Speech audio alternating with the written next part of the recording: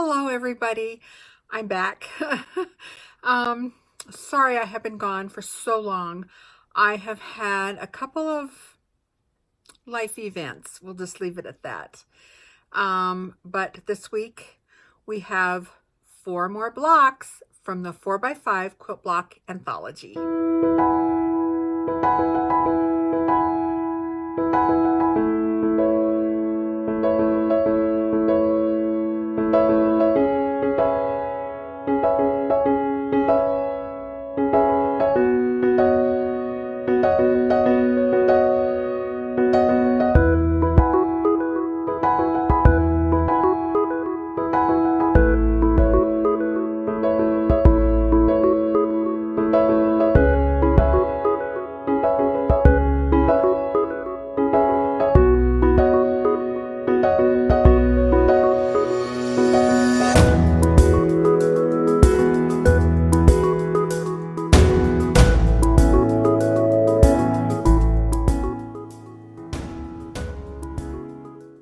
This week, we are going to surpass our 1/3 of the way mark.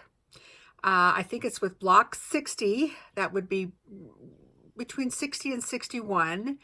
The blocks number 60 and block number 61. We will be 1/3 of the way through. This week, we are doing blocks 57, 58, 59, and 60. So we are there. We are at the third of the way mark. And even though I have been gone for a little while, like I said, we're just going to leave it at some life events that I've had going on in my life. I am geared up and I'm ready to start tackling some of these blocks again. We're probably going to be doing 4 and 5 a week now to try and get caught back up. I am a little bit ahead with my sewing. I've been sewing a couple of days now, fast and furious to get caught up. But first, I want to give a big shout out to Sue Ann, who came to see me. She was such a delight to meet. Her and her husband kind of did some investigative work and figured out where I lived. And thank you for making the effort to come and see me and come and see the studio. I had a good time. She was delightful, and I'll put some of our pictures here at the end of the video. Block number 57 is called Wingtips, and these little puppies are really, really, really, really small. I'm glad there was only 8 of them. But again, my back, and we're getting back into really tiny pieces. That's the joy of these blocks, is I just love the small pieces. I didn't think I would like dealing with that minute of pieces, but it's only 1 block. So keep going. 58 is called Intersection, and this one I pretty much stayed true to the colors that are in the pictures in the book. Sorry if you see little dust particles fly. These cameras on the iPhone 10s are, I probably have thread all over me. Stuff caught in my braces. I don't know, but these cameras are amazing. And every once in a while, I have the camera sitting kind of under my light, and every once in a while, I see a little dust particle float by. So sorry.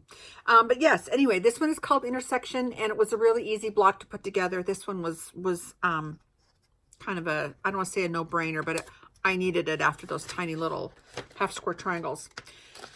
59 is called Facets, F-A-C-E-T-S, Facet. This one was really fun, and this is a new piece of fabric. I haven't been using this one up to this point. I starched it in the beginning, and I have it ready to use, but I thought this one was perfect to use for this block. Not super close to what's in the book, but close enough, and I wanted to use that with this block. But speaking of extra fabric, I am having to start starching some new pieces. I'm pulling some new pieces of fabric that I haven't been using out of my stash, and I'm getting a little low in some of my colors, and so I have to pull some extra fabrics, and I just starched them this afternoon, and they're sitting here on my floor wet, and I'll let them dry for 2 or 3 days, and then I'll iron them to be used in future quilt blocks. And number 60, the 1/3 of the way mark out of 82, I'm going to say 60, 61 is we're at 1/3 of the way mark.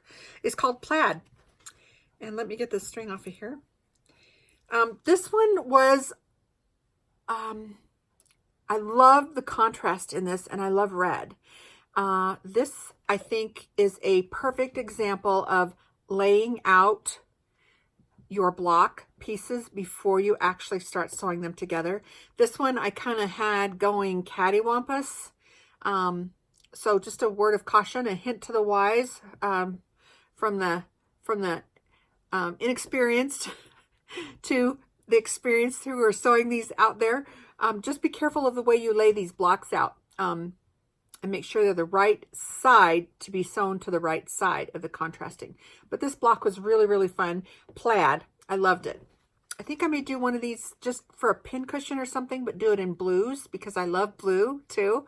So I don't know, we'll see. But most of these blocks, if you don't like the way they turn out, and you want to make them into orphan blocks and then make something else that you liked doing, another block that you liked doing, go ahead, do that. Change them out, switch them up, switch up the colors, do whatever you'd like. I am kind of just going to do all 182 and leave them as they are. The one I started for next week already, you'll see next week, I kind of switched the colors around, so I have a little error, but it's okay. I'm not going to change it. The other thing I wanted to mention is here in Idaho today, this is June 7th, Friday, June 7th. I believe that's the date today. We will have a low tonight of 37. It is cold. It's starting to snow again in the mountains. It's been raining all day. I was mowing the lawn this morning and I thought, I'm glad I'm doing this now because I don't think I'm gonna have another opportunity for 3 or 4 days. But when I was walking out here to my studio, I could see my breath. It's that cold. So kind of a weather breaker for us here in Idaho. Have fun.